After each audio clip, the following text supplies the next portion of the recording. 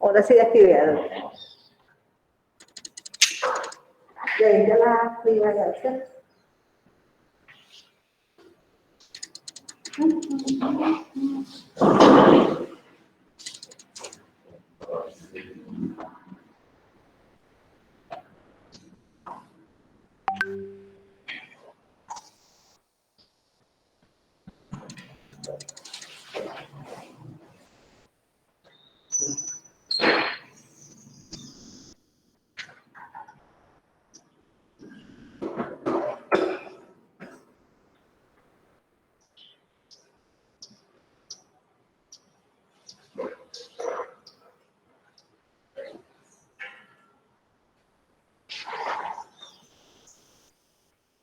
Está bien, ¿cierto?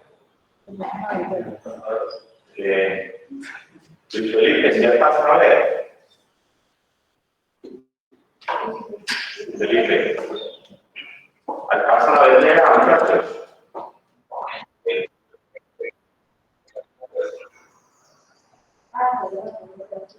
No, sí, puede, pero es que todavía no empezado, se nos alcanza a ver.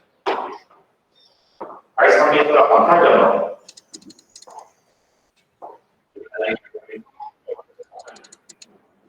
Listo. Entonces, no, la presentación todavía no. La presentación todavía no. Pero ya vamos a empezar la presentación a ver si la vemos.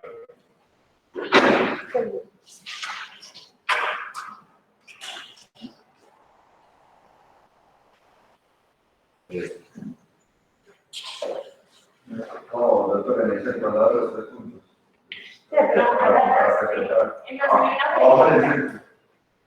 No fue la llamada. Los 3 puntitos. Pero Toda su pantalla.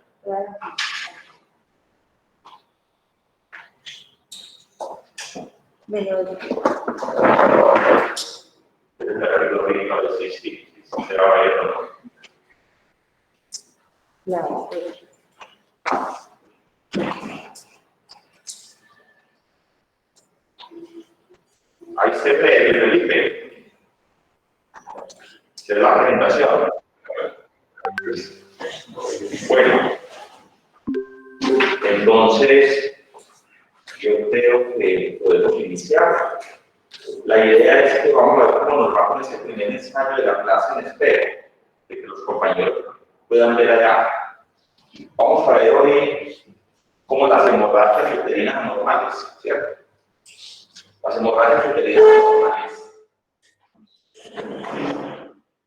Los muchachos, ustedes que están allá, Felipe, alcanzan a ver bien la pantalla.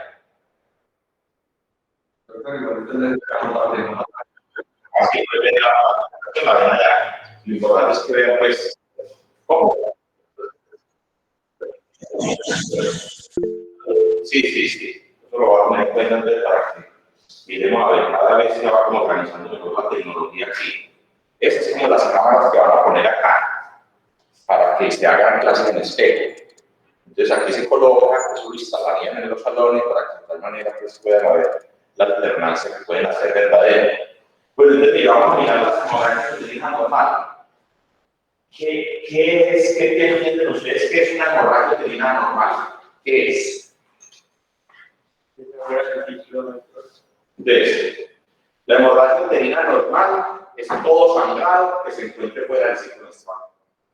Fíjense que esa hemorragia uterina normal, eso la diagnostica cualquier persona, hemorragia uterina normal.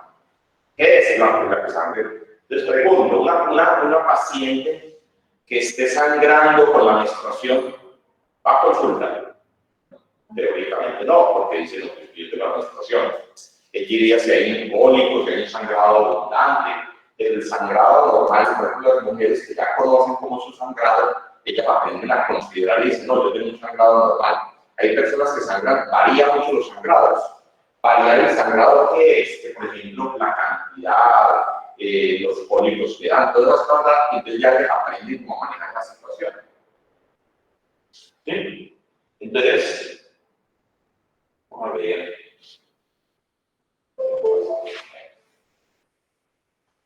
¿Qué es el ciclo menstrual? El ciclo menstrual, acuérdense ustedes que el ciclo menstrual es esa descarga normalmente de sangre que se da mes a mes. El ciclo menstrual normalmente, ¿cómo se da? ¿Cómo se ha desangrado ese ciclo menstrual? ¿Cada cuándo? Usted lo vieron con el doctor Mario. O sea que podríamos decir que el ciclo menstrual está así. Este es el ciclo, aquí está el día 0, aquí está el día 28 y aquí está el día 14. Estos días son claves. Entonces, el doctor Mario, veían ustedes que el ciclo menstrual normalmente se da entre el día 0 y el día 28. ¿Y en la mitad qué ocurre? La ovulación. Entonces, estos datos son muy importantes porque aquí en la mitad está la ovulación. Esta ovulación es muy importante. Aquí termina el ciclo y empezaría entonces todo el proceso. La persona empezaría después del día 28, teóricamente empieza con el primer día de sangrado. Sería básicamente así. Empezaría el primer día de sangrado. Entonces, día 28 empezaría. Por eso es muy importante tener en cuenta este día 14, que es el día de la ovulación. ¿Dónde estarían los días fértiles? Yo lo había dicho cuando le dimos la clase de planificación. ¿Dónde están los días fértiles? Según como bien fértiles después de la operación, más o menos. Entonces, ¿qué podríamos decir de los días fértiles? ¿A dónde están? Están aquí, miren, están aquí. Estos son los días fértiles. ¿Por qué podemos decir cuáles son los días fértiles? Los que están cercanos a la ovulación. O sea, días antes de la ovulación, días después de la ovulación. Son los días fértiles. Por eso es que hay un método de planificación que yo se los nombré a ustedes, que era el método de planificación del moco cervical, por ejemplo, la temperatura basal. El moco cervical, ¿qué significa? Que cuando la mujer hace el moco filante, ¿qué está pasando en el momento? Ovulación, está ovulando, son los momentos fértiles. Que cuando la mujer empieza a aumentar un grado de temperatura, está ovulando, entonces estos días que se despierta porque está cercano a la ovulación. Eso es como la menstruación más o menos. Y se va a tener en cuenta. Miren esta pregunta y observen a ustedes allá, miren esa pregunta que se está haciendo allá. Se dice, ¿cuándo empieza el ciclo menstrual? Entonces preguntan, el primer día de la menstruación, porque es cuando se produce el pico de la LH. Esto lo vieron por el doctor Biden. El último día de la menstruación, ¿y cuándo decimos que empieza la menstruación? Eso es muy importante tenerlo en cuenta para las edades gestacionales. ¿Cuándo es la fecha? Lo que ustedes siempre van a preguntar a la paciente. Fecha de la última menstruación. Entonces, ¿qué día va a decir la paciente? Va a decir, el día de la menstruación es el primer día porque es cuando se produce el pico de la LH. Miren, a veces la LH se aumenta en ese momento. ¿Qué está pasando con la LH? El último día de la menstruación será el primer día de la menstruación por convención. Será el primer día de la menstruación porque se produce el descenso de los niveles del estrógeno. ¿Cuál creen ustedes que sería?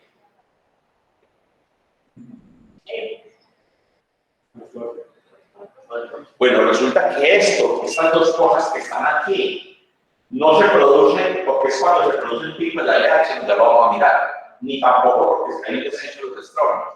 Siempre se tiene que el primer día de la menstruación, cuando el día de la menstruación es el primer día, se hace por convención el primer día. O sea, es esta. El primer día de la menstruación por convención. Por convención, es este.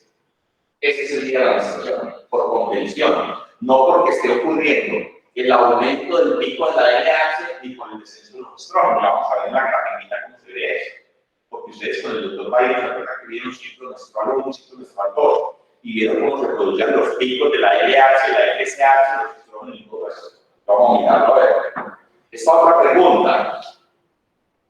¿Cuánto dura el ciclo menstrual normal? 28 días. Depende de lo que dure el sangrado menstrual. Entre 24 y 35 días. Si dura más de 35 días no existe ovulación. ¿Cuál es la respuesta correcta? Sería más o menos entre 24 y 35, teniendo un promedio más o menos de 21 a 35. Pero sería más o menos de 24 a 35. Esa sería la respuesta correcta. ¿Sí? ¿Por qué? Porque el ciclo menstrual se tiene así. El ciclo menstrual es cada 28 días, más o menos 7 días. ¿Entiendes? normal que es que una mujer esté sangrando normalmente entre los 21 días y los 35 días. Si está sangrando con menos de 21 días, ya hay una normalidad, es un sangrado normal. Y si está sangrando más de 35 días, es anormal. Y eso podría tener muchas patologías. Ahí están, yo no sé si ustedes ven una charla que dictó también el doctor Byron en un CTC que se llama el síndrome de ovario poliquístico, que da muchos descontroles en la menstruación. Entonces ahí la correcta sería esta. Esta. ¿Cómo es el sangrado menstrual normal? Lo normal es aproximadamente 50 mililitros. Depende de que en cada caso nunca es anormal. El sangrado menstrual habitual es de 30 a 40 mililitros por ciclo. 90% de las mujeres tienen más de 80 mililitros por ciclo. ¿Cuál creen ustedes que es como lo normal? Es muy difícil cuantificar los sangrados, pero lo normal aquí es esto, más o menos entre 30 y 40 mililitros. Tener más de 40 mililitros no es normal. La mujer lo empieza a cuantificar más o menos con las toallas higiénicas. Ya empieza a cuantificar. Ella sabe, ustedes por ejemplo las mujeres que están aquí o allá en la casa, saben por ejemplo decir, no, yo sabe si sangré mucho, sangré más de lo normal. Ella sabe cuantificar, aprende. Entonces eso es como la cuantificación normal. No es normal que una mujer esté sangrando más de 80 mililitros, porque si está sangrando más de 80 mililitros, ¿qué puede acarrear eso? Una anemia ferropénica. Eso está, pues, nos va a traer como consecuencia una anemia ferropénica. Entonces, podemos decir esto, miren lo que yo les decía ahora, que el ciclo menstrual normal tiene unos amplios márgenes de normalidad, más o menos de 21 a 35 días. Yo les ponía un parámetro de 24, pero el parámetro es entre 21 y 35 lo normal. Entonces, ¿de dónde sale este 21 a 35 días? De este cada 28 más o menos 7 días. Eso es lo normal de la menstruación. ¿Listo? La menstruación dura más o menos entre 2 a 7 días. Es normal. O sea que miren ustedes que ni siquiera aquí cuantifican la cantidad de días, pero tener más de 7 días tampoco es normal. Pero en estos 2 a 7 días, ¿cuándo debe menstruar la mujer? En esa misma cantidad que ustedes vieron allí. No debe excederse esa cantidad. No quiere decir que si una mujer sangra 5 días es normal, pero una cantidad exagerada. No puede ser normal. Y el sangrado menstrual, que no debe variar entre 30 y 40 mililitros por ciclo. El 90% de las mujeres pueden sangrar menos de 80 mililitros, pero no más de 80 mililitros. El 90% de las mujeres pueden tener este sangrado por encima de 40 mililitros, pero menos de 80. Porque tenerlo más de 80, ¿cuál es el riesgo? La anemia. Entonces no es correcto. Y pérdidas mayores de 60 por ciclo puede ocasionar déficit de hierro y anemia. Entonces fíjense ustedes que estas mujeres que tienen este porcentaje de más de 90%, tienen un ciclo de un sangrado menor de 80 y mayor de 40, esto es anormal, porque esto, las mujeres, lo que sí es cierto es que cuando pierden más de 60 mililitros, les lleva anemia. Lo correcto es que sangren normalmente hasta los 40 mililitros, pero hay un porcentaje que pueden sangrar más de 80, menos de 80, perdón, porque si es más de 80, la anemia es más evidente, pero si es menos de 80, se va a ir instaurando poco a poco un síndrome anémico. Y ese síndrome anémico puede que ustedes vieron anemias, y ese síndrome anémico es ferropénico, ¿sí? Por déficit. Miren aquí la grafiquita que ustedes vieron con Byron. Miren lo que pasa aquí. Miren que aquí estamos con el hipopálamo. Aquí está la NRH, que es la que comanda. Aquí se impulsa todo esto, la FSH y la LH. Y miren los niveles que están aquí. Miren lo que está pasando aquí. Miren que aquí, este nivel que está aquí, miren cómo este pico se da. Miren lo que está pasando aquí en la ovulación. Entonces, aquí nos vamos a dar cuenta nosotros que la fase folicular, que ustedes la vieron con Byron, dura más o menos entre 14 y 21 días. Esa es la fase folicular. Bueno, la vieron con el doctor Byron en el ciclo menstrual 1 y ciclo menstrual 2. Y la fase luteal de la fase folicular dura más o menos entre 14 y 21 días.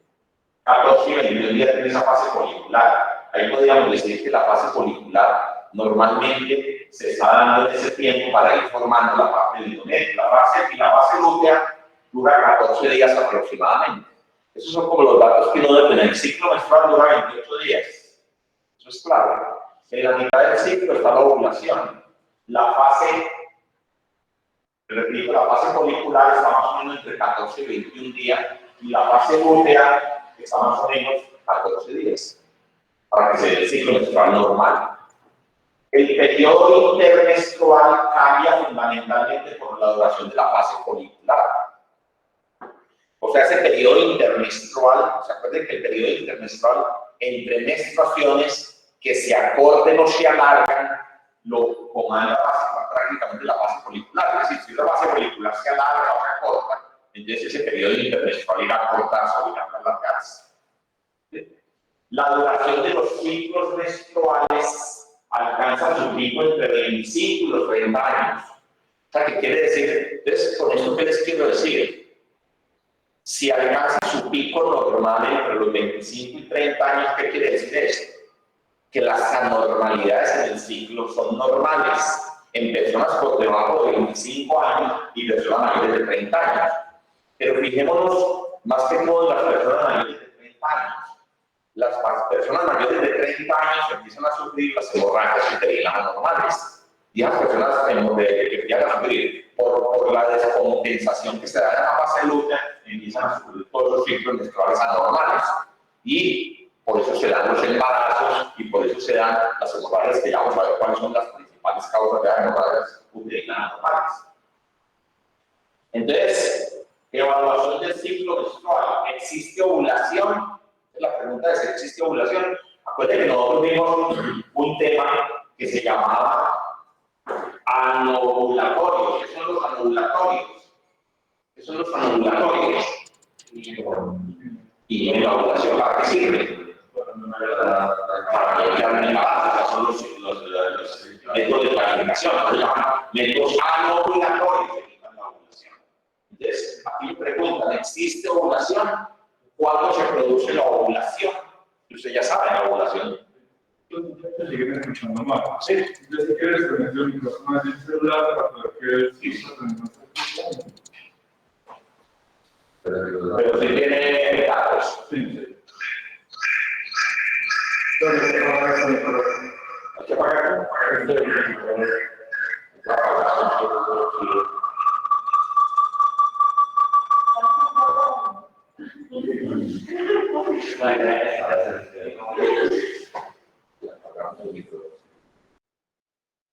y ahora se mandas. Y se lo dejo acá. ¿Si alcanzan a escuchar ahí mejor? ¿A cuál?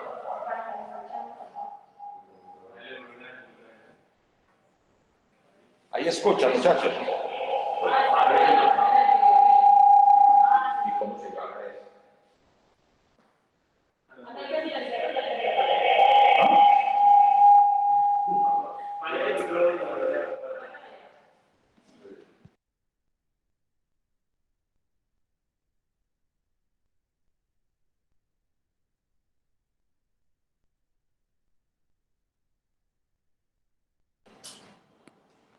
Ahorita sí escuchan, muchachos. Pero entonces no vale el volumen ahí. No pasa nada. ¿Sí están escuchando? Ahora sí escuchan. Sí, así se escucha mejor, doctor. Ah, bueno, listo, ahí escuchan mejor. Listo, entonces, ¿existe ovulación y cuándo existe la ovulación? Son como dos preguntas que me plantean aquí. Si existe ovulación y cuándo existe la ovulación. Entonces la pregunta sigue, ¿existe ovulación? Ciclos normales y síntomas premenstruales. Acuérdense que siempre van a haber unos ciclos menstruales cuando se comportan entre 21 y 35 días, pero hay unos síntomas premenstruales o unos síntomas postmenstruales que son normales. Entonces las mujeres conocen más eso que nosotros. Ellas saben cuándo van a menstruar, empiezan con los prodromos de la menstruación. Entonces unos síntomas que se llaman premenstruales, porque en esos síntomas premenstruales empiezan a ocurrir una cantidad de eventos hormonales que son los que dan eso. Los ciclos cortos, cuando hay unos ciclos cortos, ¿cuándo se dan el ciclo corto? cuando depende muchas veces de la edad. Entonces, ¿qué pasaría con la edad? ¿Cuándo empiezan los ciclos cortos? O cuando la persona es muy joven o cuando la persona está mayor de 35 años.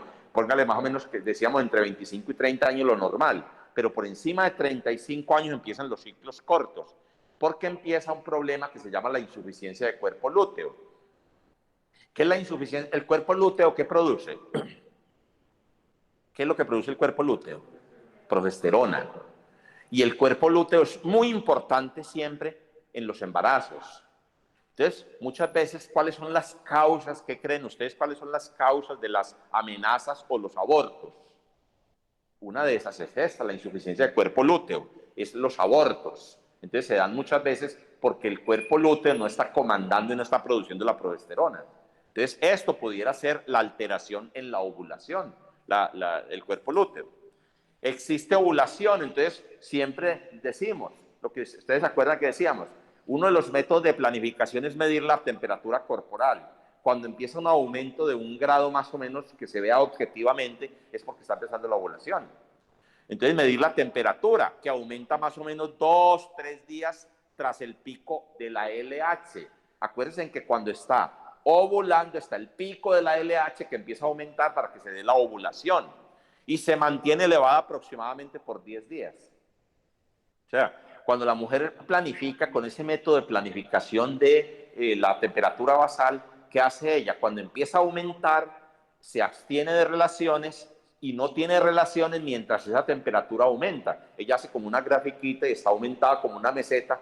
Puede empezar a tener relaciones cuando la temperatura basal empieza a disminuir. Se habla de basales cuando se toma la temperatura e inmediatamente se levanta. Esa es la temperatura basal.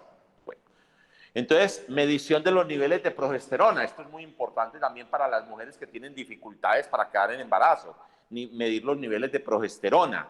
Entonces, los niveles de progesterona de 18 a 24 días tras la menstruación. Fíjense que los niveles hormonales a veces no se pueden medir en cualquier momento. Hay personas que les piden pruebas hormonales, LH, FSH, pero yo tengo que saber ese LH, ese FSH, progesterona, en qué momento lo estoy midiendo del ciclo. Yo no lo puedo medir en cualquier momento. Y 7 días antes de la fecha siguiente regla. Entonces, los días ideales para medir la progesterona son 18 a 24 días tras la menstruación. Ahí se debe medirla, ahí debería estar el cuerpo lúteo. ¿Sí? Y 7 días antes de la fecha de la siguiente regla. Entonces, esos son los días ideales. ¿Y cuáles son los niveles normales que yo pudiera decir? Cuando yo tengo más o menos 6 namogramos sobre mililitro, entonces yo podría decir que es un cuerpo lúteo normofuncionante. Entonces, el parámetro sería más o menos 6 namogramos sobre mililitros. Entonces yo podría decir que ese cuerpo lúteo está normofuncionante, que esos ciclos menstruales son adecuados, que sí hay ovulación por la producción de progesterona. Pero si yo tengo allá menos de 2 namogramos, no hay ovulación, confirmado al menos en 2 ocasiones. O sea, ¿qué se debe hacer normalmente? Se debe hacer que esta progesterona se debe medir siquiera como mínimo 2 veces. Para yo decir que no hay ovulación y que esa falta de ovulación está dada principalmente por los niveles de progesterona. Entonces, fíjense ustedes, los niveles de progesterona se miden esencialmente en este tiempo, 18 a 24 días tras la menstruación y 7 días antes de la siguiente regla. Y el parámetro, más o menos un promedio normal, 6 namogramos sobre mililitro.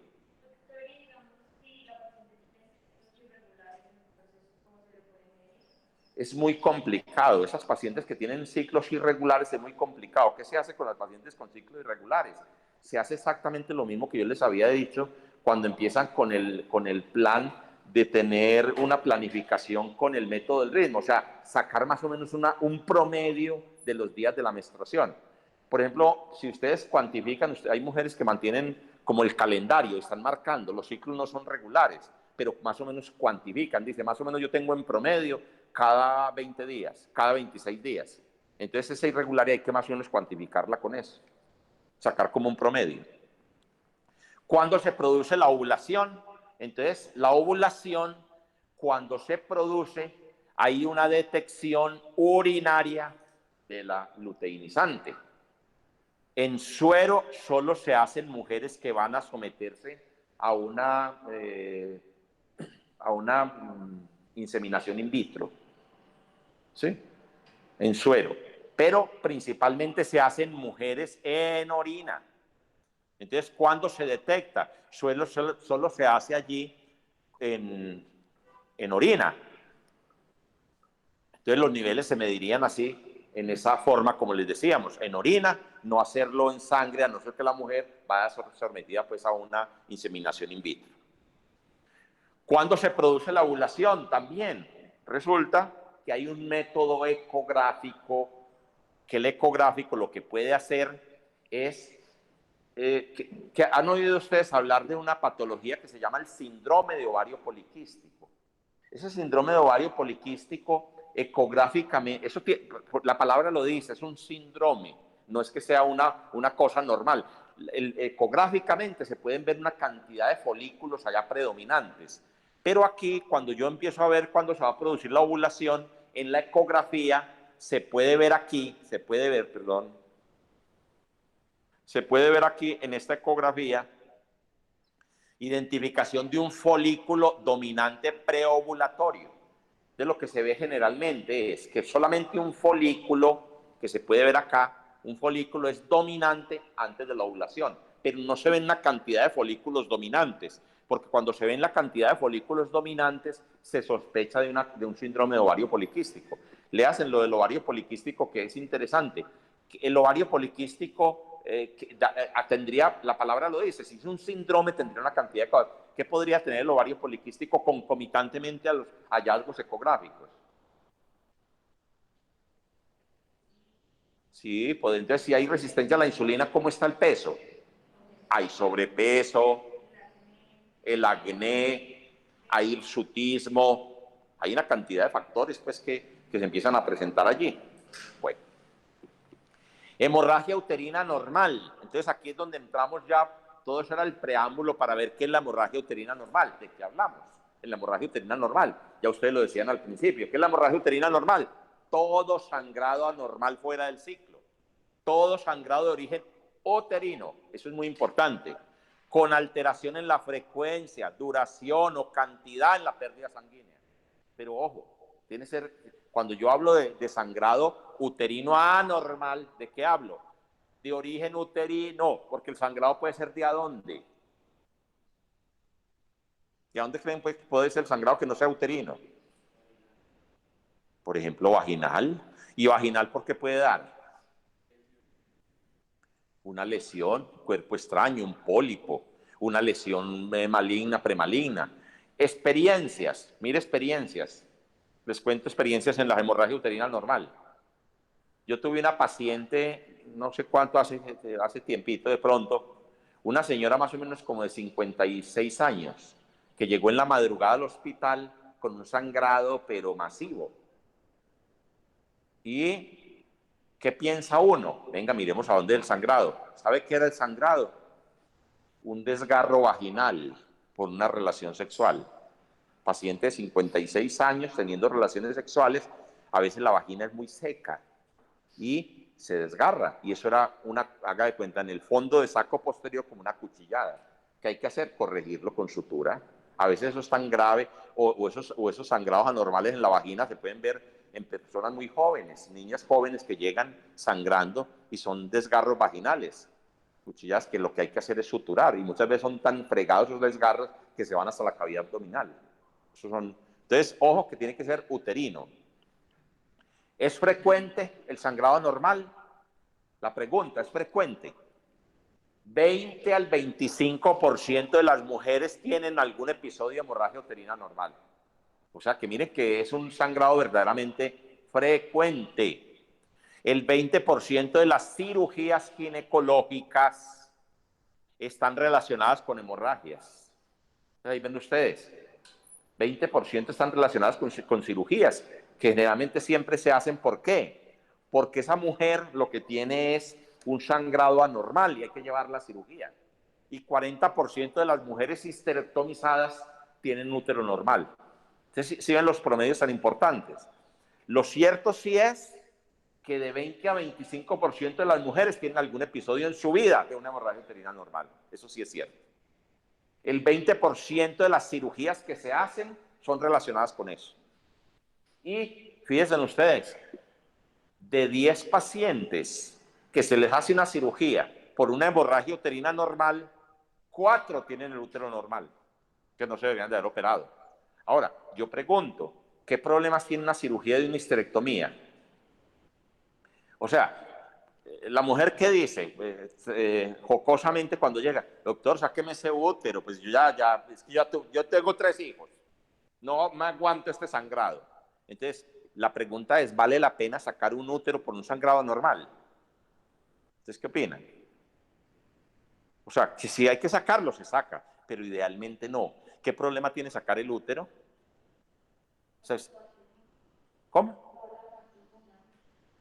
No, esa parte hormonal no cambia, porque a esa persona de pronto no se le tocan los ovarios. Esa persona sigue sus ciclos normales, es decir, ella sigue normalmente, no, esa parte hormonal no se toca.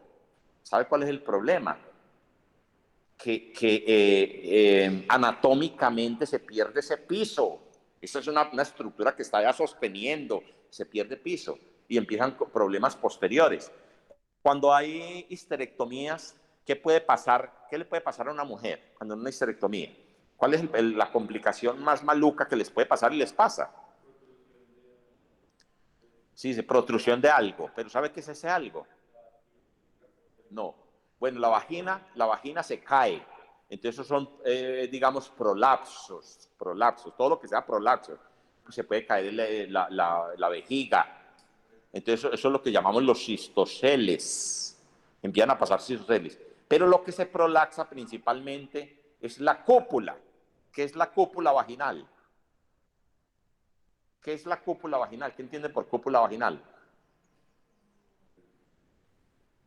¿Qué es? El techo de la vagina. O sea, entonces, si ven ustedes lo importante que cuando sacan el útero, ¿dónde está sostenido el techo de la vagina? Allá, en las estructuras. Si sacan el útero, pues ese techo puede quedar a expensas. Ese techo hay que sostenerlo. Cuando se saca el útero, hay que sostener el techo. Porque si el techo no se sostiene, se le sale el techo. Eso es gravísimo. Bueno, entonces, continuemos. ¿Por qué nos preocupan las hemorragias uterinas anormales? ¿Por qué creen ustedes que nos preocupan las hemorragias uterinas anormales? ¿Por qué creen? Entonces, uno, el volumen. Eso es muy importante tener en cuenta. Nosotros hemos tenido señoras que tienen sangrados anormales con unos volúmenes exagerados y terminan casi con un reemplazo de la bulimia. Eso es gravísimo. Una persona, eso es lo que llamamos un código rojo. El código rojo no solamente da en la embarazada, el código rojo da en cualquier persona que esté sangrando. Entonces, por eso es muy peligroso las hemorragias. Miren esos porcentajes tan altos que terminan en histerectomías innecesarias. Entonces hay que tener en cuenta eso. ¿Es frecuente el cáncer de útero?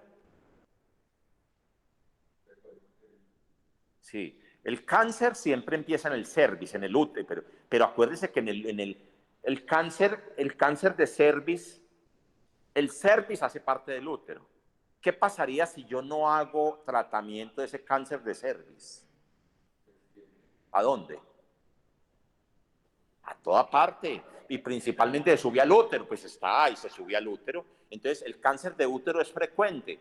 Sí, claro, el cáncer de útero, pero es una patología que es prevenible. Ojo a esto, es prevenible. No es concebible que a estas alturas de la vida se esté muriendo una persona de cáncer de útero. No es concebible. Eso es gravísimo. Que es una cosa importante. ¿Qué es lo más grave del cáncer de útero? ¿Saben qué es lo más grave? La edad. ¿Qué quiere decir eso? Que cuando un cáncer de cervix da en personas jóvenes, es mucho más agresivo que la persona de edad. No es que mi mamá tenía 55 años, le descubrieron un cáncer de cervix y se lo solucionaron. ¿Cómo pueden solucionar un cáncer de cervix? Una histerectomía. 2, un cono. ¿Qué es un cono?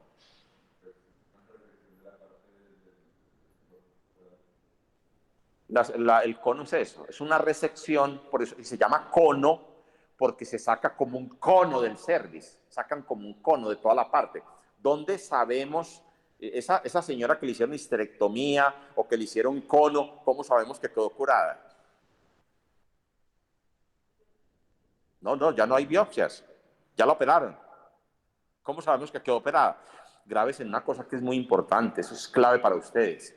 Cualquier cáncer. Operaron a su abuelita, a su papá, a su mamá, cualquier persona de cáncer. ¿Usted qué tiene que ir a mirar? La patología. ¿Cómo sabe si su papá, su mamá, su abuelita quedó curada? Por eso, ¿y cómo sabe? Revisando los bordes. Revisando los bordes. Ya. Siempre el patólogo, siempre va a informar sobre bordes quirúrgicos. Bordes quirúrgicos libres de lesión. Ay, siquiera le sacaron todo. Pero cuando el patólogo dice borde izquierdo con células malignas, allá quedó. Ese cáncer no quedó, habría que hacer otra extensión más grande. Entonces, eso es muy importante. Entonces, el cáncer de cervix es frecuente. ¿Cómo se maneja entonces la hemorragia uterina normal? Vamos a mirar cómo se maneja la hemorragia uterina normal. No existe evidencia científica consistente.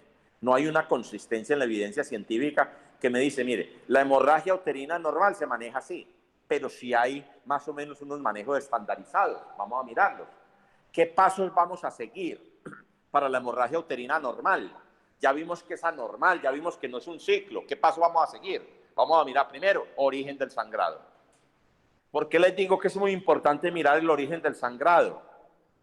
Porque no es concebible que una persona, ¿con qué examino yo los orígenes de los sangrados? ¿Con qué se examinan? ¿Cómo se examinan los orígenes de los sangrados?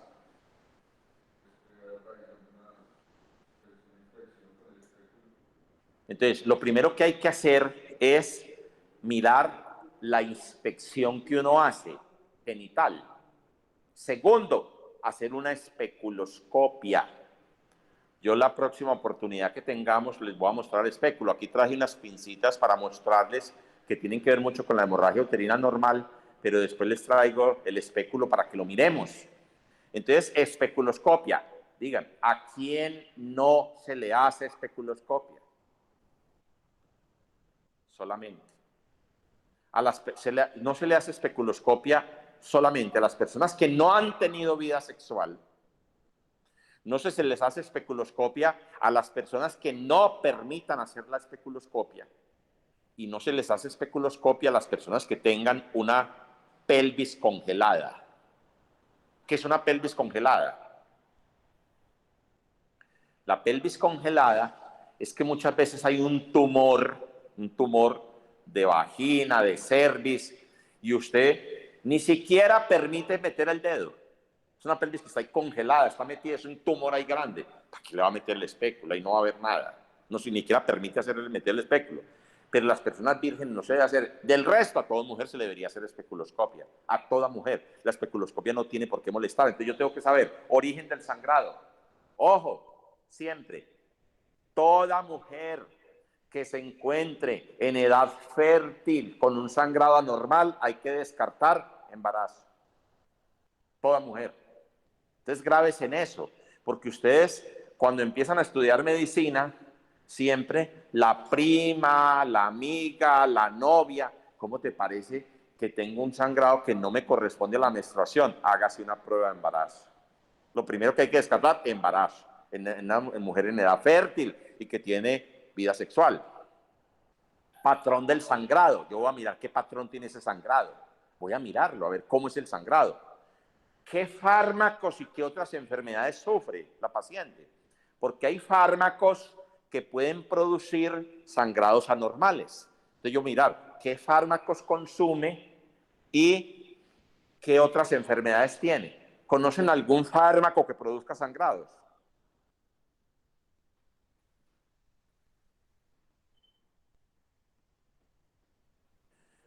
Los AINES, ¿ustedes creen que los AINES pueden producir sangrados? Digestivo. Incluso, de hecho, el AINES es uno de los manejos que se hacen en las hemorragias uterinas anormales.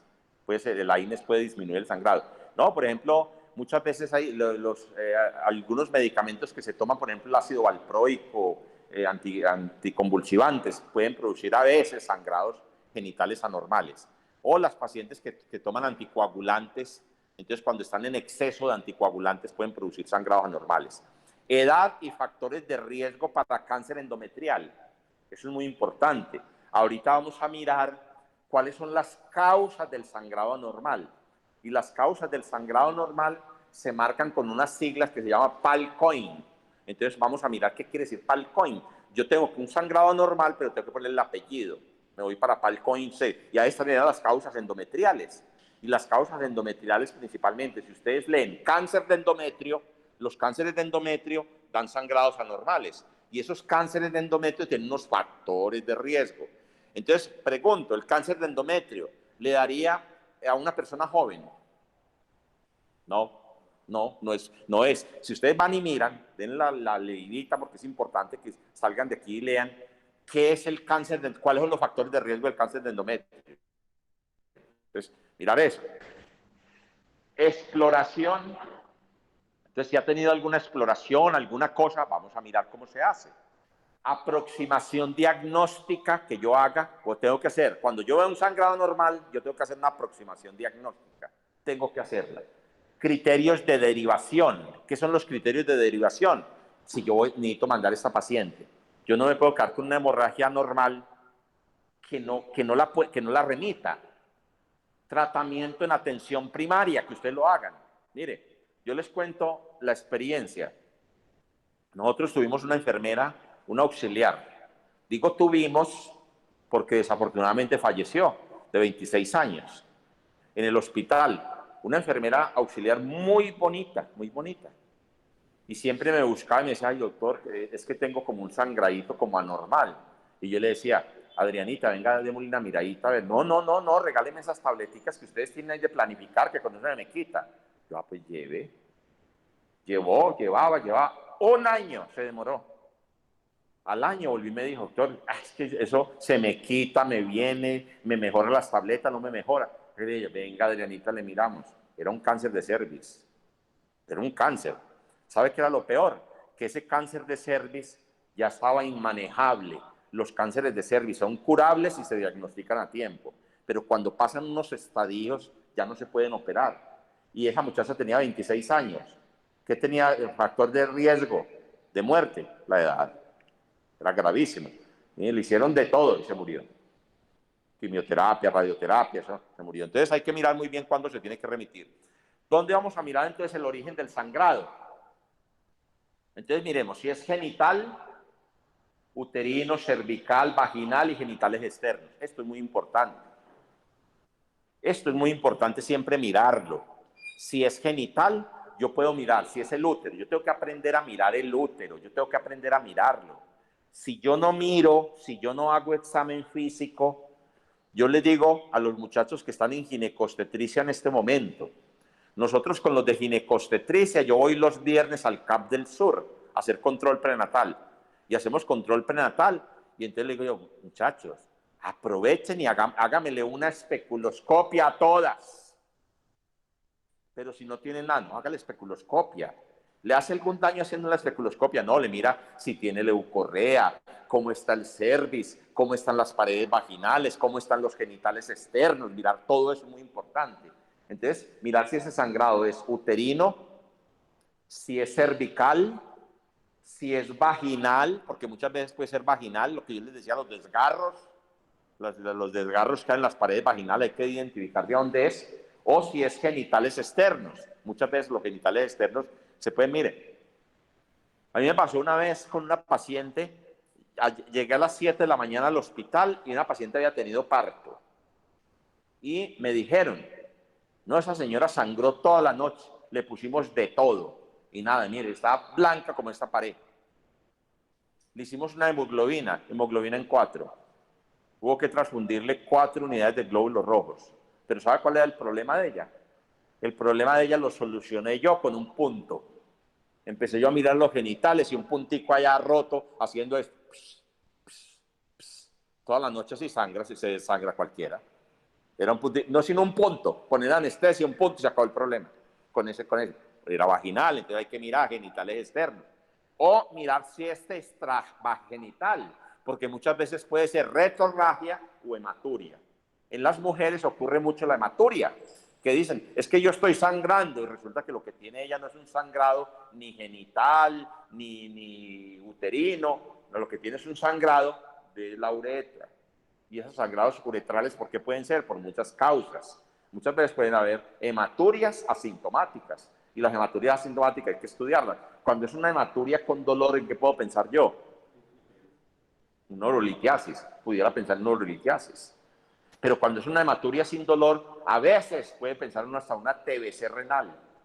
Entonces hay que mirar dónde está el sangrado. Entonces yo miro el origen, ¿sí? Y eso lo hago con este aparatico, que es el espéculo. El espéculo es muy fácil de utilizar, sencillo de utilizar. No hay espéculos vírgenes, virginales, como dice en el cuento. Que a las vírgenes les ponen virginal, eso no existe. ¿No? El espéculo es un espéculo que viene de diferentes tamaños de acuerdo a la contextura o la vagina que tenga la paciente. Descartar siempre embarazo. Siempre hay que descartar embarazo, siempre. ¿Cómo descartarían el embarazo? Es muy importante que ustedes tengan en cuenta que el embarazo siempre lo van a descartar. ¿Cómo van a descartar ustedes el embarazo? Lo van a descartar principalmente. A ver si se ve allí. ¿Cómo descartan? Con una prueba de embarazo. Hay dos pruebas de embarazo que ustedes tienen que saber muy bien, manejar muy bien. ¿Cuáles son las dos pruebas de embarazo que existen? No. Usted les pregunto una cosa. Una prueba de embarazo que se haga de esas de farmacia, esas que se hacen en farmacia en orina, esas son confiables. Muy confiables. El que le salga positiva.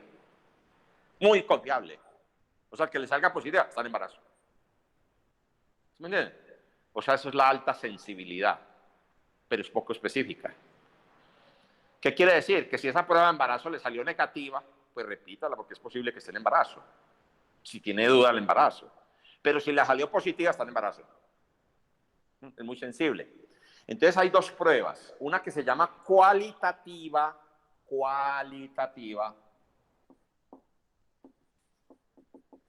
y la otra se llama cuantitativa. ¿Cuál es la cualitativa? Prueba cualitativa. ¿Qué dice? ¿Positiva o negativa? Esa es. Entonces, en esas pruebas de farmacia, ¿cuál es la cualitativa o cuantitativa? Cualitativa. Coge la mujer, el cosito, pone la orina ahí y salen las dos rayitas y dice positiva. Positiva o negativa. Salió una rayita, negativa. Positiva o negativa. Y la cuantitativa lo que hace es medir los niveles de HCG beta cuantitativa. HCG beta cuantitativa. Dato muy importante, apréndaselo. Muy importante este dato. Los niveles de HCG beta cuantitativa, cuando están por encima de, Santiago, ¿qué dice? Cuando están por encima de,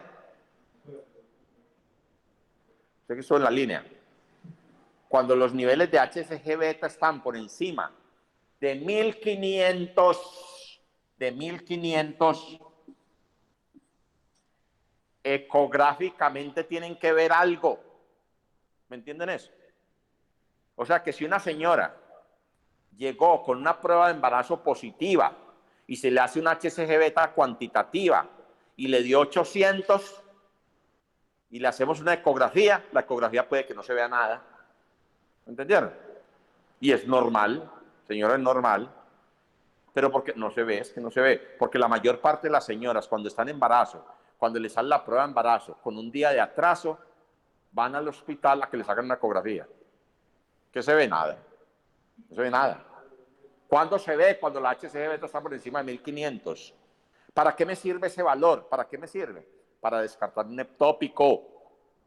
¿Me entendieron eso? Toda paciente que tenga, ¿qué es un embarazo ectópico? ¿Que está por fuera de dónde, Gloria? que no se implantó en la cavidad endometrial, o sea, que se fue afuera. ¿Dónde puede estar afuera? Por ejemplo,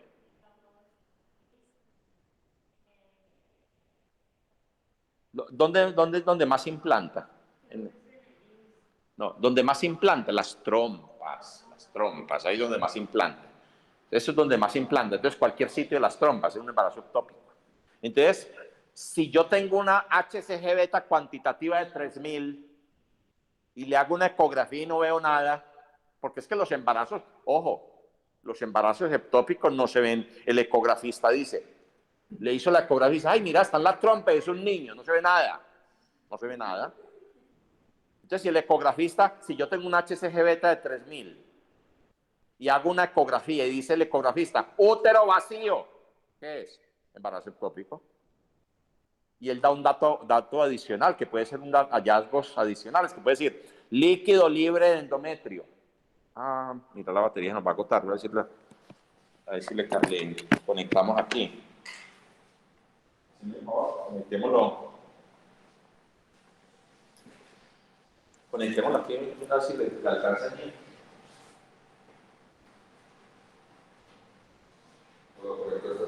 Por eso, sí, no sé.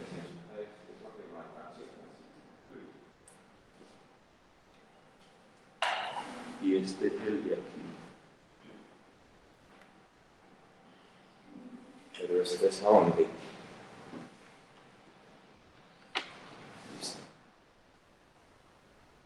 Entonces, ¿sí me entendieron eso? Si tiene líquido libre, ¿qué significa eso? Líquido libre, ¿qué significa? Que el embarazo ectópico está roto. Entonces, el ecografista, ¿qué dice? Útero vacío, líquido libre en cavidad, se rompió. Entonces, esa paciente es la que va a tener dolor y hay que operar. Entonces, descartar siempre embarazo, siempre hay que descartar embarazo.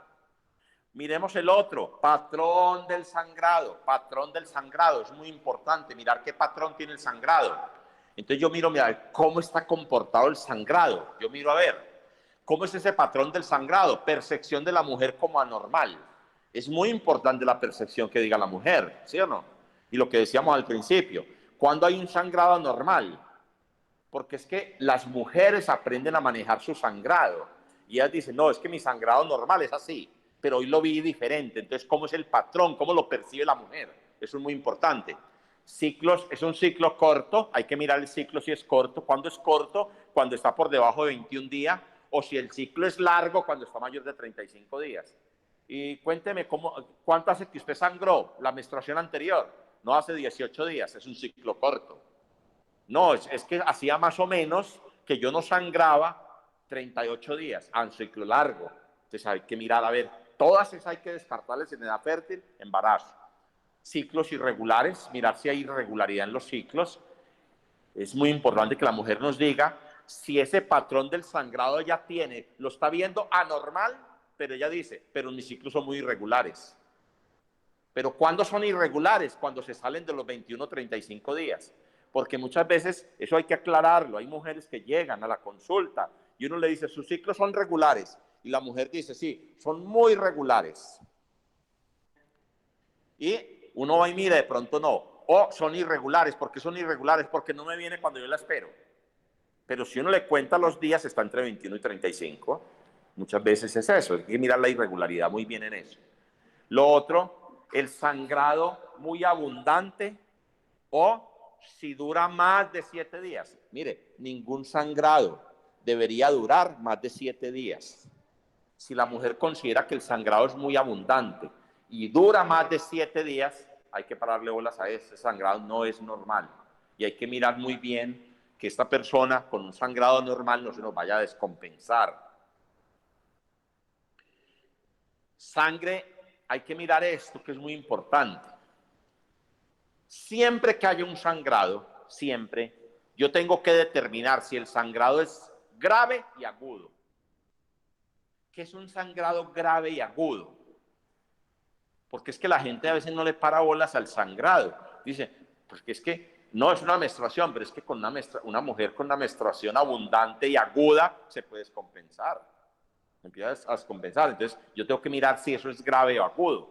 si el ciclo es irregular dentro de ese patrón del sangrado es irregular y si es grave y agudo, porque muchas veces las mujeres dejan de sangrar irregularmente y sangran abundante y de forma aguda. Hay que hacer el diagnóstico, ahorita vamos a llegar. Sangrado menstrual excesivo o prolongado, yo tengo que determinar si esta mujer tiene un sangrado grave o agudo, si el ciclo es irregular o si tiene un sangrado menstrual excesivo o prolongado. Yo tengo que determinar eso. Yo tengo que hacer un buen diagnóstico para saber cómo manejo la paciente. Cualquier patrón asociado a un método anticonceptivo también hay que determinarlo. Es muy importante eso de los métodos anticonceptivos. ¿Cuáles son los métodos anticonceptivos que producen sangrados anormales? Los hormonales. Y hormonales pueden ser orales o intravaginales o subdérmicos. Producen sangrados anormales. Yo conozco mucha cantidad de gente. Ustedes saben, hay un método que está ahorita de boga, es muy utilizado y se utiliza nosotros en el hospital. Casi que todas las señoras que tienen parto les ponemos el implante. El implante subdérmico, el que se coloca acá. Casi todas salen con implante, salen para planificar. Ese implante que contiene levonorgestrel, pero el levonorgestrel a veces no lo tolera a todas las personas. Y hay personas que de pronto con el levonorgestrel, ¿qué hacen? Sangran y sangran y sangran y se lo quitan. Hay personas que ganan peso, hay personas que pierden peso. Entonces uno tiene que mirar si está asociado ese sangrado a un método anticonceptivo. De pronto no son las cantidades hormonales adecuadas. Hay que cuantificar eso muy bien. ¿Qué es un sangrado grave y agudo? Entonces, hay que mirar en el sangrado grave y agudo, dice grave y agudo, los signos vitales. Porque miren, toda paciente que esté sangrando y esté haciendo descompensación hemodinámica, siempre en las descompensaciones hemodinámicas que vamos a encontrar, ¿qué encontramos? Alteración en los signos vitales. ¿Qué pasaría en los signos vitales con un sangrado grave y agudo? ¿Qué le pasa a los signos vitales? ¿Qué le pasa a la presión?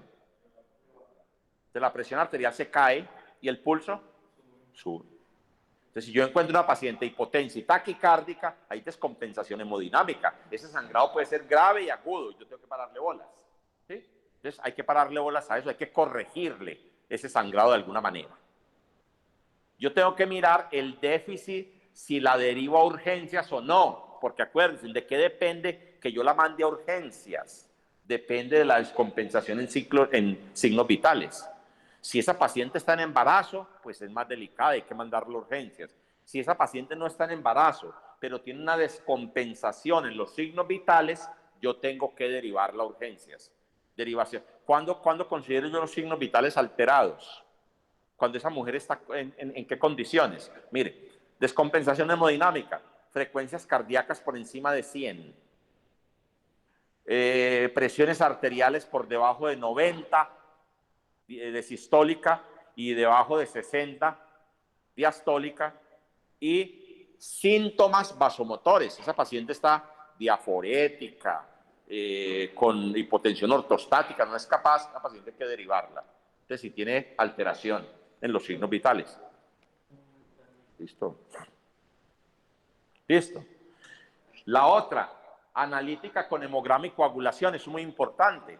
Yo hago un cuadro hemático. El cuadro hemático principalmente, ¿para qué lo hago? Para medir la hemoglobina. Un cuadrito hemático mide la hemoglobina, a ver cómo está la hemoglobina. Yo pregunto, ¿cuándo creen ustedes que hay que transfundir una persona con qué hemoglobina?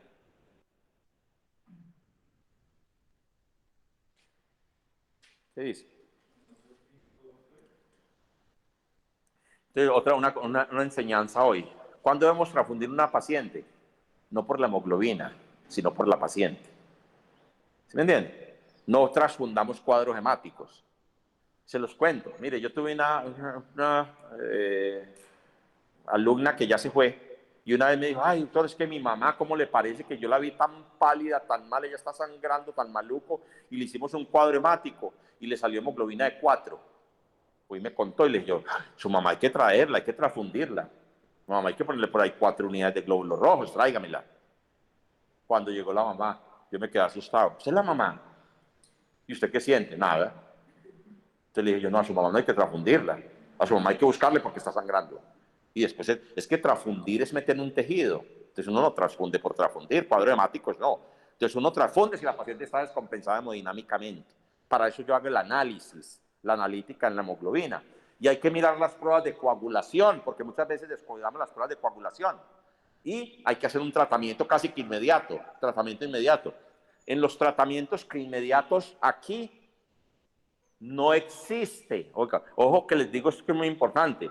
Si el sangrado es uterino, no existe taponamientos, no hay formas de taponar.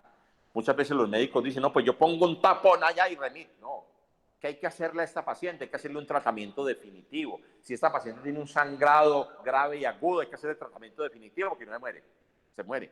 ¿Y qué tratamiento definitivo hay? Hay que pararle el sangrado. Y cuando es un sangrado uterino, ¿qué hay que hacer? ¿Qué creen ustedes? Entonces los sangrados, que generalmente cuando son uterinos, lo primero que hay que hacer es una cosa que se llama legrado. Legrado. Legrado. Hay dos clases de legrados. ¿Cuáles legrados han escuchado? El legrado ginecológico y el legrado obstétrico. ¿A qué se refiere un legrado ginecológico? ¿Cómo?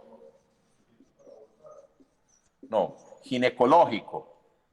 Grábeselo así, mire. ¿Qué es un legrado ginecológico? La mujer que no está en embarazo. Es el ginecológico. ¿Y qué es un legrado obstétrico? Obstétrico. ¿Qué es? La mujer que está en embarazo.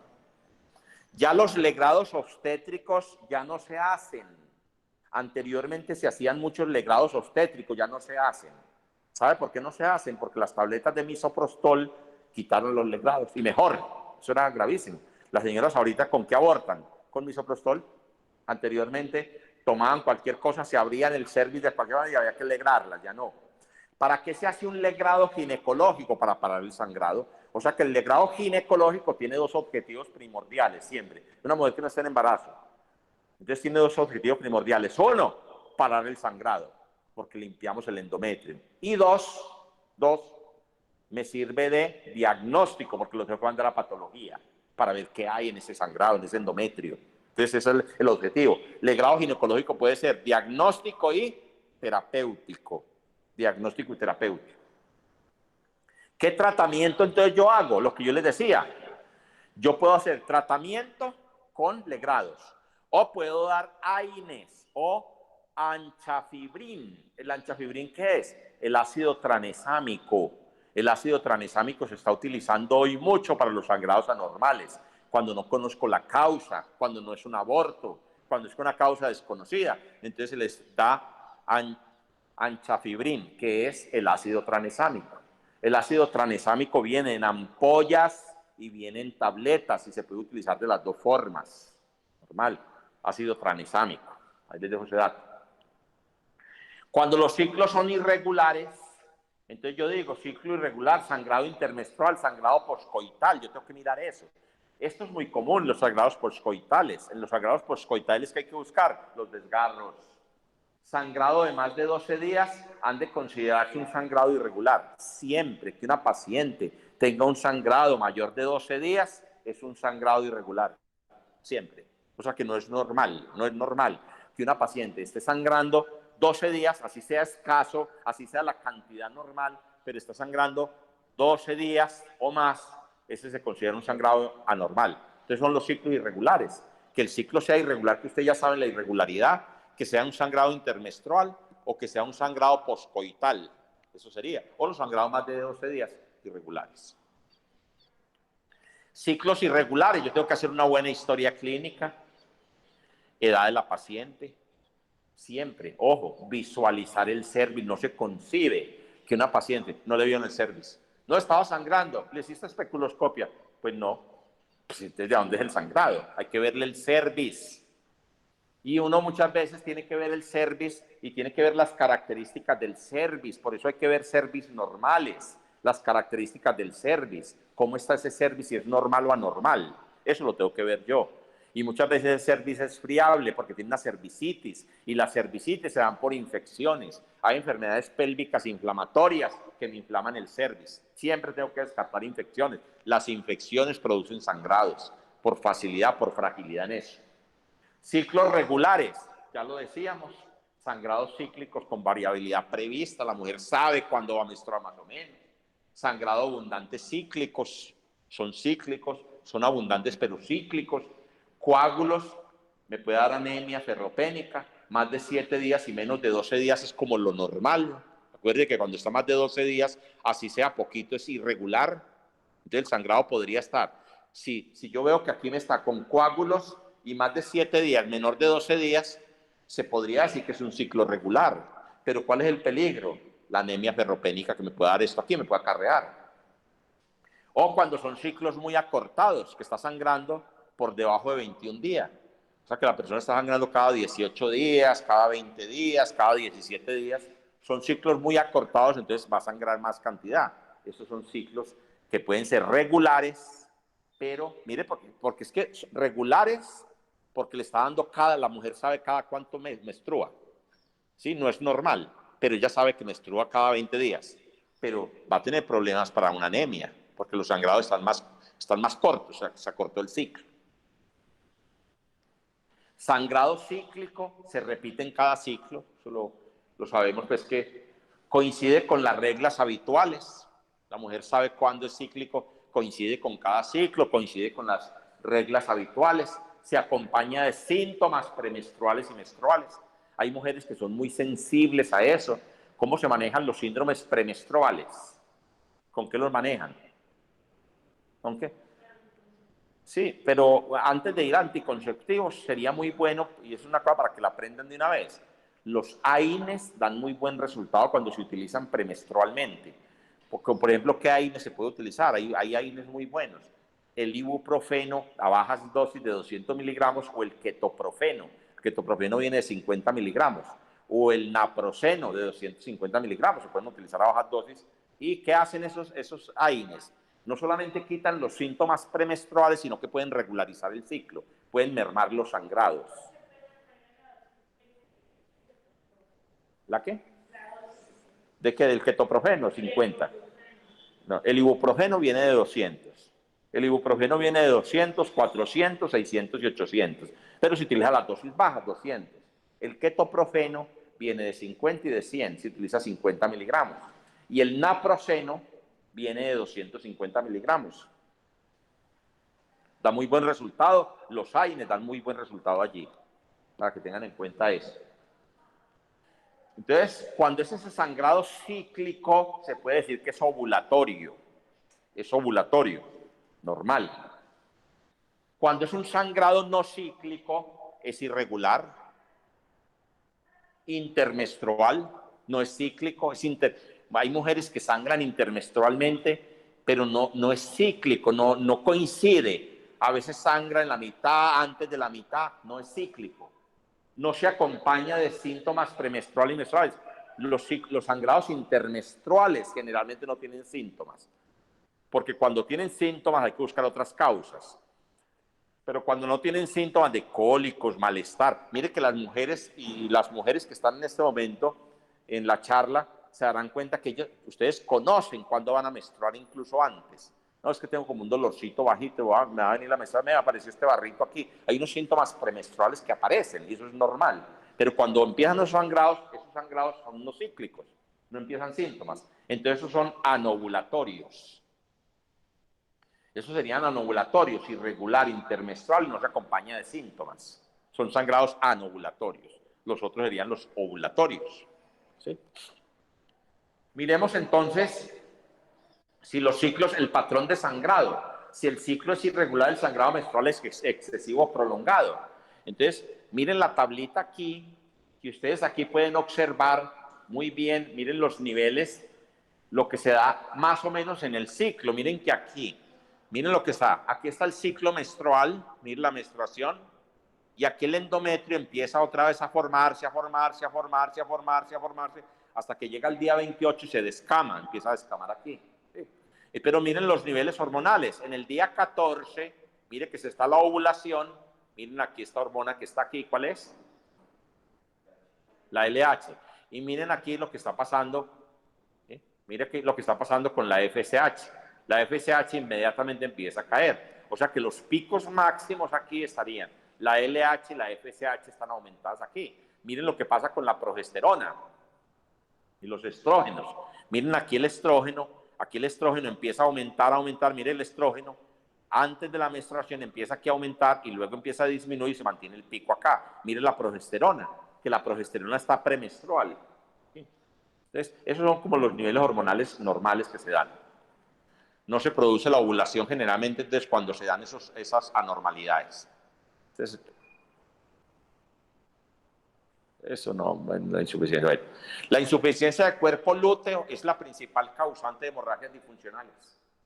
Entonces, entonces ya saben cómo se mide el cuerpo, cómo se mide la progesterona, y es una de las principales causas de hemorragias disfuncionales en la mujer en etapa reproductiva. Deficiencia del cuerpo lúteo. Y esa deficiencia de cuerpo lúteo es la que me lleva a abortos. Entonces, una de las principales causas de hemorragias anormales en la mujer en edad fértil es la deficiencia de progesterona. Deficiencia de cuerpo lúteo, es una de las principales. Cualquier patrón asociado a un método anticonceptivo, hay que mirar eso. Cualquier patrón que ustedes vean asociado a un método anticonceptivo, hay que estudiarlo. Entonces, ¿qué tengo que hacer yo? Estudiarlo en el sentido de que cambiar, si no es el método adecuado, cambiarlo, quitar. Mira, a mí me ha tocado en el hospital quitar métodos anticonceptivos hormonales y cambiarlos por otros niveles más bajos. O me ha tocado de pronto el dispositivo intrauterino. ¿Cuál es el problema del dispositivo intrauterino? Hay dos dispositivos intrauterinos. El dispositivo intrauterino que es hormonal y el no hormonal. ¿Y el no hormonal cuál es? La T de cobre. Esa T de cobre tiene un problema que produce muchos sangrados anormales. Hace poquito tuve una señora como de 40 años que tenía la T hace un año y sangraba mucho. Le dije, señora, hay que quitarle el dispositivo y buscar otro método. Se lo quitamos y con eso dejan de sangrar. Entonces uno tiene que mirar si está asociado a un método anticonceptivo y tratar de solucionarlo. Pasos a seguir entonces, sigamos con los fármacos y otras enfermedades. Miren los fármacos aquí. Anticonceptivos hormonales, principal. El DIU, el que les acabo de decir. Terapia tiroidea sustitutiva. Anticoagulantes. Antipsicóticos. Inhibidores de la serotonina. Recapturadores de la serotonina. Corticoides. TSH. Hay que mirar todas estas terapias de reemplazo hormonales. Todas estas terapias de reemplazo hormonal estos fármacos pueden estar asociados a sangrados anormales. El dispositivo intrauterino, principalmente el de la T de cobre, es el que más está asociado a las hemorragias uterinas anormales. Las terapias sustitutivas de tiroides también. Por eso los pacientes siempre que tienen problemas de sobrepeso, hay que hacer TSH y T4 libre para descartar problemas de tiroides. Y algunos antipsicóticos pueden producir, algunos anticoagulantes también, y los anticonvulsivantes. Mira otras enfermedades, hiperplasia, enfermedad de Cushing, discrasia sanguínea, esas las discrasias sanguíneas, cuando el paciente no es que tienen discrasia sanguínea y uno ni sabe, leucemias, trombocitopenias, que yo la puedo detectar fácilmente en un cuadro hemático, las trombocitopenias. Hay una trombocitopenia que llama la trombocitopenia idiopática, o sea, no se sabe la causa. Plaquetas por debajo de 100.000. Pueden producir sangrados. Coagulopatías, enfermedades hepáticas, ni se diga. Las enfermedades hepáticas allí forman los elementos de coagulación. Adenoma de hipófisis, hiperprolactinemia, síndrome de ovario poliquísticos, enfermedades renales, posibilidad de ITS. Acuérdense, las ITS que es muy importante.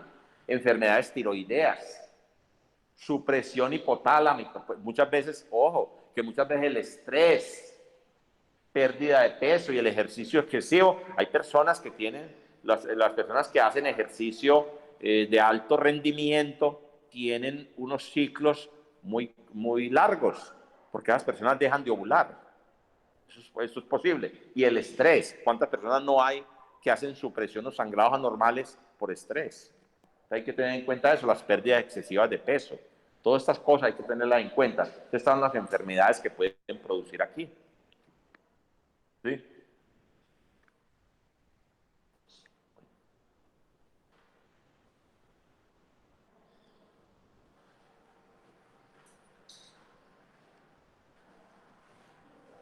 La otra es, bueno, esto aquí donde decía edad y factores de riesgo para cáncer de endometrio, tienen la miradita cáncer de endometrio, que es una cosa cortica, pero que ustedes sepan cuáles son los riesgos para un cáncer de endometrio, que no es toda mujer. La exploración que se hace siempre, entonces la exploración es fundamental. Si ustedes no hacen un buen examen físico, no nos damos cuenta porque es el sangrado, una buena historia clínica. Entonces la exploración física, yo tengo que mirar todas estas cosas, mire lo que tengo que mirar. Esto es muy importante. Exploración general y síntomas que tenga. O sea, yo tengo que hacer una exploración general en función de los síntomas. Y muchas veces los síntomas pueden ser síntomas vasomotores, signos vitales, empiezo de palidez, conjuntivas. Yo tengo que mirar todo esto. Exploración abdominal. La exploración abdominal, ¿porque es importante? Porque muchas veces el abundante panículo adiposo, masas abdominales, cualquier cosa que yo pueda ver aquí. La inspección de genitales externos, descartar cualquier anormalidad. Y visualización de la vulva, vagina y cervix, y el tacto bimanual. ¿Para qué creen que es importante el tacto bimanual? ¿Por qué es importante el tacto bimanual? ¿Para qué me sirve a mí un tacto bimanual en la mujer? Uno, siempre, ¿para qué me sirve un tacto bimanual? O sea, ¿ustedes creen que para qué yo hago aquí? Yo hago vagina y aquí arriba. ¿Para qué? ¿Qué estoy buscando ahí? Tamaño del útero, es importantísimo. Entonces, si yo veo, hago aquí y estoy haciendo aquí tamaño del útero, yo digo, uy, este útero está grande, ¿qué puede ser? Uno, embarazo. Y dos, un útero miomatoso. Entonces yo ya me voy y miro a la paciente. Señora, ¿cuántos años que tiene usted? 17. ¿Tendrá una miomatosis? No. Pues parece que está en embarazo. ¿Cómo se dio cuenta? Porque el útero está grande. Yo lo veo aquí grande. Útero grande. Otro, para palpar anexos. Los anexos no se palpan. Los anexos, no es normal yo palpar anexos. Si yo palpo un anexo engrosado, ¿qué puede ser? Un embarazo ectópico. ¿Qué puede ser? Una anexitis. ¿Qué puede ser? Un tumor de ovario, una masa ya ocupando. ¿Qué otra cosa palpo con la maniobra bimanual? Los fondos de saco. ¿Cuáles son los fondos de saco? Acuérdense que el cervix es este. ¿Y qué son los fondos de saco? Todo lo que está alrededor. Yo toco los fondos de saco. Este fondo de saco posterior, el que está aquí atrás, ¿cuándo se abomba? Cuando hay un embarazo ectópico roto. Si yo tengo líquido libre en cavidad con una ecografía y veo que ese fondo de saco está bombado, eso es líquido de sangre. Entonces, yo tengo que mirar todo eso, descartar con la maniobra bimanual. Esa maniobra bimanual es muy importante. Aproximación diagnóstica. Entonces yo me tengo que llegar a la aproximación diagnóstica. Entonces miren, este documento yo se los voy a dar. Se los voy a dejar ahora. Este documento se llama PALCOIN. PALCOIN. Clasificación de las hemorragias uterinas anormales. Siempre se clasifican con PALCOIN. ¿Qué quiere decir? Que cuando yo encuentro una hemorragia anormal, uterina anormal, yo tengo que decir, ¿será aquí en PAL o será en COIN? Entonces, míralo acá. PAL, ¿qué es? Entonces yo puedo poner hemorragia uterina anormal P. ¿Y qué es P? Pólipo. ¿Sí? A, adenomiosis. L, leiomioma. Y M, malignidad, hiperplasia. Entonces, yo puedo mirar esto, esta parte estructural la puedo mirar acá. O puedo pensar en esto que son menos probables. Las más probables son las PAL. El COIN es posible, pero yo tengo que descartarlas también. ¿COIN qué es? Coagulopatía, ovulatorias disfuncionales, endometriales, iatrogénicas y no determinadas. Ahí están las clasificaciones. ¿Cuál es la más frecuente de todas en mujeres jóvenes? Perdón, depende de la edad. Depende de la edad. Si es una mujer joven, por debajo de 35 años, ¿cuál es la mayor posibilidad de esas? ¿Ya hay que encontrar cuál? Miren esta, la mayor posibilidad es esta. Pólipos, los pólipos. ¿Qué son los pólipos? Unas estructuras que histológicamente tienen una composición y son muy sangrantes. Todos los pólipos sangran mucho en cualquier sitio. Y muchas veces los pólipos sangran y sangran y sangran. ¿Qué hay que hacer con estas pacientes? Estas pacientes, ¿qué hay que hacer como para llegar al diagnóstico de los pólipos? Porque los pólipos no se ven ecográficamente. Son cositas chiquiticas que no se ven. ¿Qué hay que hacer? Una histeroscopia. Histeroscopia. ¿Qué es una histeroscopia? Meter un aparatico por allá por el cervix y empezar a mirar allá el endometrio a ver si se ven los pólipos. Eso es lo que se hace. Entonces, lo más común es los pólipos. Edades mayores de 30 años, pongámosle por encima de 30 años, las adenomiosis, que es ese útero que empieza a crecer anormalmente, pero de forma regular, diferente a la miomatosis. El leiomioma es, ¿qué es el leiomioma? Son tumores benignos en el útero. Esos leiomiomas, ¿a dónde pueden estar ubicados? Los leiomiomas tienen 3 ubicaciones. Hay unos miomas que son submucosos. ¿Cuáles son los miomas submucosos?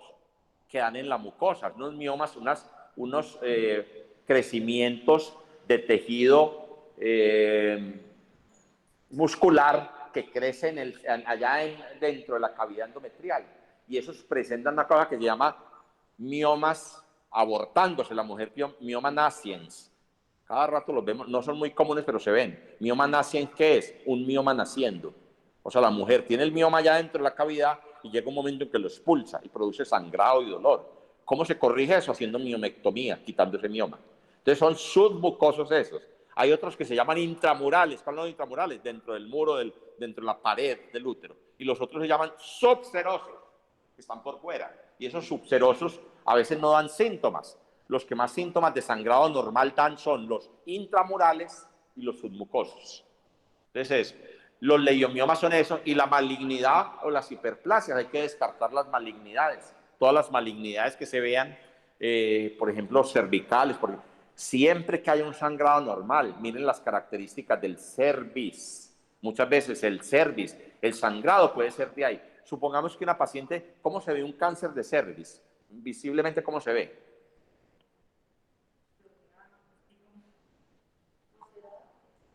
Bueno, lo ulcerado, cuando ulcerado ya es como avanzadito, pero cuando ustedes lo ven, hagan de cuenta como ver una coliflor. Usted ve un cervix como una coliflor, es como deformado, y usted medio lo toca y sangra. Entonces, cuando empiezan a ulcerar, ¿cómo se manejan esos sangrados por un cáncer de cervix? Nosotros nos ha tocado. Tuvimos una venezolana jovencita, 32 años, con un cáncer de cervix avanzado, y llegó con una hemorragia masiva. ¿Sabe qué se hace en esos casos? ¿Qué creen ustedes? Con un cáncer de cervix avanzado. Una persona de 32 años y era un sangrado masivo. ¿Sabe qué se hace en eso? Taponamiento. Ahí no hay nada para hacer, nada. ¿Histerectomía puede hacer? No. Nada. Taponamiento. Ahí sí se hace taponamiento. ¿Con qué se hace taponamiento? Con un anticoagulante local. ¿Y qué anticoagulante local? Se utiliza el percloruro de hierro. Se coge una gasita empapada de percloruro y se pone allá como taponando para que haga hemostasia local. Entonces eso es bárbaro. Eso cuando envían esos sangrados, lo que se hace con la malignidad es eso. Y están las otras que son las coagulopatías, las ovulatorias que son disfuncionales, hay que buscarlas, las endometriales, las causas endometriales. Siempre, otra cosa que importante aprendas en la hoy. Toda mujer con un sangrado normal en edad fértil hay que descartar embarazo. Toda mujer con un sangrado anormal, premenopáusico o posmenopáusico hay que descartar cáncer de cervix o de endometrio.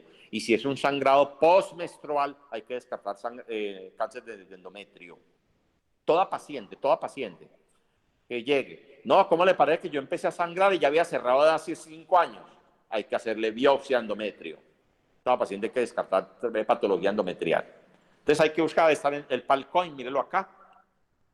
Hay unos tumorales, patología de causa ginecológica, tumorales están benignas. adenomiosis, leiomioma, pólipo cervical, pólipos endometriales, sangran mucho. Premalignas están las displasias cervicales, las hiperplasias endometriales. Ya vamos a terminar. Las neoplasias, está el adenocarcinoma, el cáncer de cervix. Y las infecciones que hay que descartarlas. Está la cervicitis, la endometritis, la miometritis, la salpingitis, todas las infecciones hay que descartarlas. Y ojo con esto, todo sangrado. Siempre uno tiene que buscar cuerpos extraños. Eso es muy importante, los cuerpos extraños. Y los cuerpos extraños muchas veces pueden ser heridas o laceraciones por manipulación. No es normal ver una niña joven de pronto con un sangrado, hay que buscar que no la hayan manipulado. Y abuso sexual o violación, que se ve mucho. Hoy la violencia sexual tiene un papel muy importante dentro de la salud, eso sí lo investigan mucho. Llegar allá, nosotros en el hospital llamamos la violación un código blanco, y cuando llega un código blanco eso se despliega a todo el mundo, eso tiene que ser prioridad 1. Llegó un código blanco, eso tiene que ser atendido inmediatamente y con mucha prudencia para no revictimizar a la persona. Y llega la policía, llega a toda parte. Entonces le toman muestras hasta el pelo. Bueno, y el diagnóstico que ustedes hacen aquí en la atención primaria es, acuérdense de lo que yo les decía, mire acá, en la atención primaria que hacen esto. Una buena historia clínica, muy buena historia clínica, un test de gestación, una exploración ginecológica muy bien hecha, ginecológica desde afuera hacia adentro con espéculo, una analítica general de sangre, coagulación, hemograma y función tiroidea, importante hacer eso, y la citología y exudados, que es muy importante, la citología para descartar patología maligna y los exudados para descartar patología infecciosa.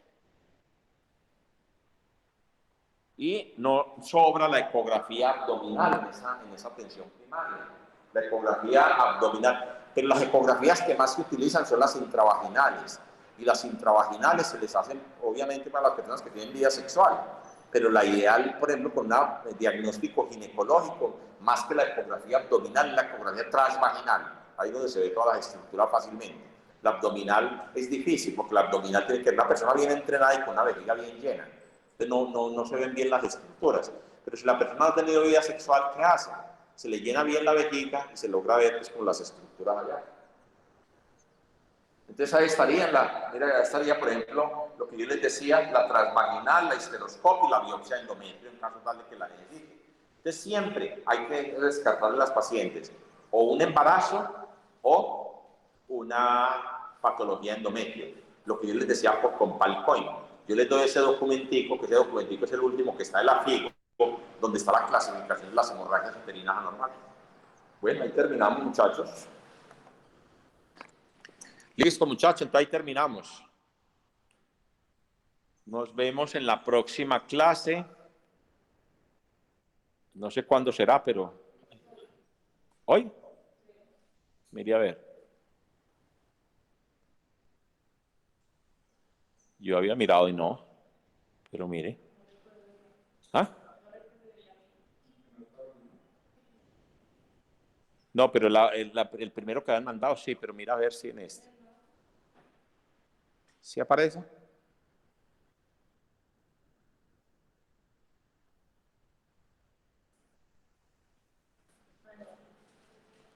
No, esta manera. Sí, está con Richard. Ah, bueno. Listo, Luis Felipe, a todos muchachos. Síganse cuidando mucho. Nos seguimos entonces viendo. Que tengan un buen día. Gracias, doctor. Buen día.